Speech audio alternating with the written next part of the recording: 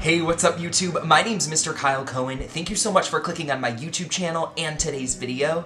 I'm super excited to be bringing you a 4-part series. That is right, I said 4-part series featuring some of my absolute favorite teachers who are doing some of the greatest work in education out of anybody that I know. In today's video, we are specifically focusing on mistakes that teachers make in the classroom, especially during their first year. These folks have so much wisdom to share with you that I had to cut it up into 4 sections, so stay tuned for future videos. If you like what you see in today's video, feel free to follow me on Instagram. My link is down in that description box. Feel free to subscribe to the channel, like the video, leave a comment. I am so excited about this community that is starting to form here on YouTube. I have wanted to create a YouTube channel for so long now. I just have been holding off and I haven't found the right time or the right moment or the right thing to say, and I decided to rip off the band-aid. Here we are. Thank you for being here. I find that there is such an underrepresentation of men in elementary school and men in this YouTube community. I'm super excited to be able to share my voice and elevate the voices of so many other educators who are doing such phenomenal work in this field. Again, thank you for being here. Let's get into the video. I want to start just with introductions. So let's go around. I'll just do it based on like how I see people in my screen. Share your name, share where you live, where you teach, maybe how long you have taught, and what you teach. So let's go with that. So I have Mari to my left. You want to start us off? Love to. Hi everyone, my name's Mari. I currently teach and live in Austin, Texas. I've been teaching first grade for about 5 years now, and I absolutely love it. Awesome. Rachel? I'm Rachel Durkee. I currently live in Minneapolis, Minnesota. I have been teaching English language development for the past 7 years. And currently, the past few years, I've been teaching first and second grade, but next year I will be moving to 6th grade. I haven't even told you all that. Yeah.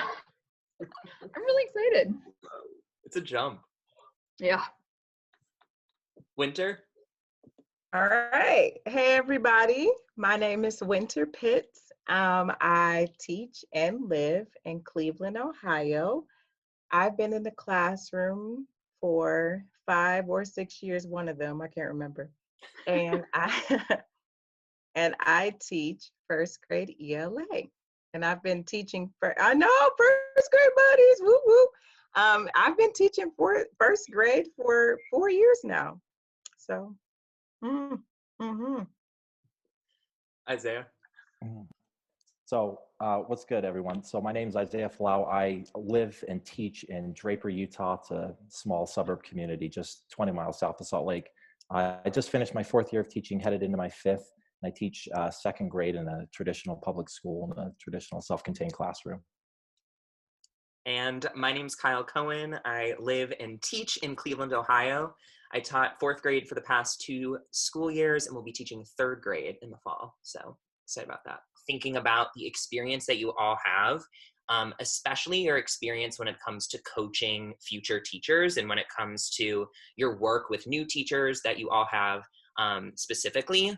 What are some common mistakes that you see first-year teachers make that you would have suggestions or recommendations or advice when it comes to possibly avoiding those mistakes and things they can do to possibly avoid those mistakes in the first year in the classroom? So I'm actually coaching this summer, and something that I see right off the bat, and myself and other coaches spoke to the teachers that we're coaching, is the fact that many new teachers, I think they're scared to ask for help.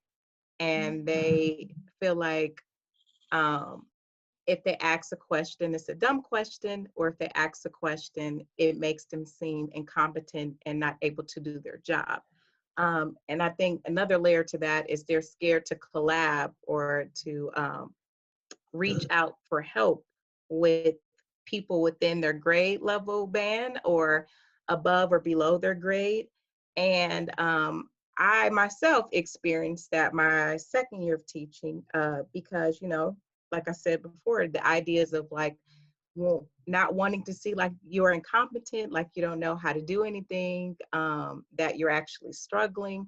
And it wasn't until I talked to my mentor at the time, and she was like, no, you need to reach out to people. And I listened to her finally, and it made a world of difference. It was a lot of stress relief. A lot of things I was struggling with, I realized I wasn't the only one struggling with behavior management, for an example. Um, and a lot of ideas I felt I had to invent, I realized I didn't have to invent because they were already created. And so all I had to do was borrow them from a teacher, from YouTube, or from another reliable source. And so I guess I would say that's something I saw right off the back, and that's something I myself experienced as a first year teacher. So don't be like that. Ask for help. Closed mouths don't get fed. Ask for help. I think what I would say is, like my first year of teaching, I was just like flying by the seat of my pants. Like, I think what I would really do differently, and like many first year teachers like should be really fully thinking through their routines and procedures and their incentive systems, because I was just like constantly changing things. I was like, oh, this doesn't work, I'm going to try something new, and never had a chance to really like see something through. And so I think things through first. I mean, be willing to change and be flexible, but take that time at the beginning. Yeah, I jumped to support that, Rachel. I'm thinking of like, I think my first year, I had a priorities problem. I tried to do like all the things, right? Everything helps with student relationships, and everything helps with academic achievement, and everything helps with their like building their consciousness and their social development. Like all the things help, but all the things are good, but like there are things that are better and there are things that are like best. And it may take like a first year to work through like what is good and what is better and what is best, but sorting through those priorities so that like you really focus and hone your time on things that actually move the needle in terms of growth for students and like achievement and relationships. And so that you don't have to like feel overwhelmed or feel like you've got to switch things out all the time. And it may take a first year to like do that, but really focus and hone in on priorities so that you're not kind of spinning your wheels and just kind of going and not feeling like you're actually like moving forward. Is my thought. Yeah, I feel like kind of to go off of those, I was always afraid to do things again. So like once I taught it, I was kind of like, well, it either went well or it didn't go well, and I was moving on. And so I was kind of afraid to like backtrack and be like, that didn't go well. Let's reflect. Why didn't it go well? And then like try it again. I was kind of in this like kind of like Rachel was saying, where I was like, well, it didn't work, gotta change it, gotta do something else. Where like there were good pieces that were potentially there that I could have worked off of, but because it didn't work the first time and I didn't try again, whether that was a procedure or a lesson, it just got thrown at the door. So I think give things time, try things again, because it probably will go better the next time.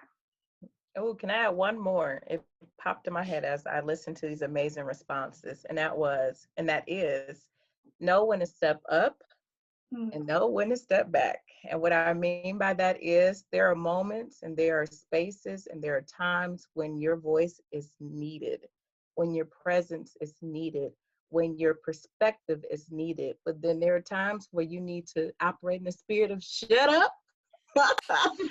And you need to listen, and you need to be observant, and you need to be aware. And I say that because I think sometimes some people want to come and be Superman or Wonder Woman, and that is not your job. Your job is to shut up and let me take in, look around, see where I'm needed, where I can support, where I'm not needed, where they just might need, confirmation or affirmation. And then there may be moments where you specifically have a skill or knowledge in which it will benefit the culture, the school, the students, the community, and you need to make sure you lift your voice and make sure you advocate for that. And so I just think first come in and just be aware of your surroundings and know where you fit in. And then once you fit in, make sure you like advocate your butt off and make sure you know you lift your voice up in moments where it need to be lifted. I think that like, especially that last point, Wynter, about like the step up and like advocate, like I think that was another like misconception I had as a first year teacher, was like, oh, my job is to like go in and teach and leave. But like our job is so much bigger than that. Like it is about like advocating at every level, like at the school level, at the district level, at the state level, for like anti-racist policies that are like truly going to benefit our students. And like seeing your job as like, you are an activist, you are an advocate, you are like so many more things. Thank you so much for watching today's video. I hope you enjoyed. We have 3 more videos in this series coming at you real soon. Make sure you subscribe to the channel so you don't miss any of that future content. Hope you stay well, and I'll see you in the next one.